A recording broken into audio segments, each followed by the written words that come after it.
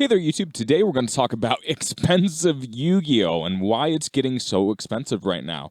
In this past set, we know that Konami printed Lightning Storm, and Lightning Storm is an amazing card, and Lightning Storm it will be incredibly relevant for many years to come.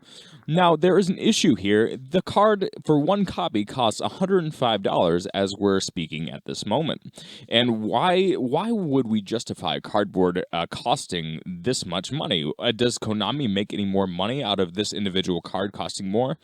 Well, the short answer is no. Maybe down the road, yes, people will get excited for reprints in upcoming sets. That is one thing to keep in mind, but I think people could be excited about reprints for other things. Maybe if they had other printings of cards that could see Starlight Rares. I don't think they really have to short print this to such a crazy degree that it just manipulates the market this much. As we see with two other cards in the set, two other cards were printed in Starlight Rares, and the alternative rarities in the same set cost less than $1. Why can that not happen with Lightning Storm? At the very least, with Lightning Storm, if you get a couple copies within a set, why can't there also be like 3 or 4 Ultras running around in this set so that budget players have a reasonable way to keep up with the meta? That's just the thing. There are so many staple cards that are just extremely generic that don't feed any specific engine that people have to basically waste a paycheck on just to play the game. And that's not, I don't think that's really within the spirit of the game at all. And it's something we really need to address if we don't want to, if this is a children's card game, we shouldn't be shoving essentially poor children out of this game by printing off such expensive cards. We don't want kids going to tournaments with their, Dark Magician's decks and not being able to afford souls and just getting beat up by every other player within the regional just because he might have the skill, but he just doesn't have the money to buy the cards.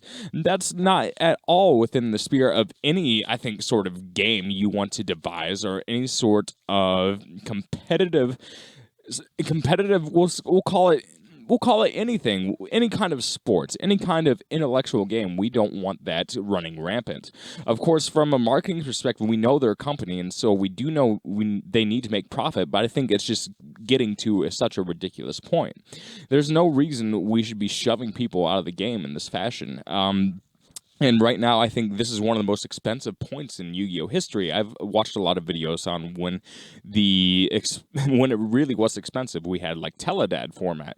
Well, I can name at least 5 different cards that are pretty much standard staples that are at least about $50. Right now we have Impermanence, we have Extravagance, we have Apollousa, which is over $100. We have Lightning Storm, which is also over $100, which is really insane, and we have Phantasme. I just don't think there is an excuse to have all these cards floating around at the same time that are that generic that people essentially need to play in order to keep up, when the rest of engines are already this expensive. So this is something we need to be aware of as players. And one thing, we also don't need to feed Konami. When Konami puts out bad sets, we don't need to buy them. And that's just the thing here. If we don't buy them, it might force them to actually change the strategy. And also, if we as players also determine that, like, hey, maybe it's not fair that a Lightning Storm is such basically an inclusive card or an expensive card, maybe we just shouldn't pay an arm and a leg to buy it until it gets reprinted. I know that's a lot to ask of Yu-Gi-Oh! Players to actually try and do like an altruistic thing, but maybe that's what we should do. Again, like that's not what I expect to happen, but hopefully this message is heard by some ears and it does influence our styles. If a set is bad, do not buy the set, and if this practice continues, don't buy sets. At least buy singles, and if the single is expensive enough, maybe we should evaluate where we are. That's all the point I had today, but I do think it's a problem that needs to be addressed. Thank you guys for watching.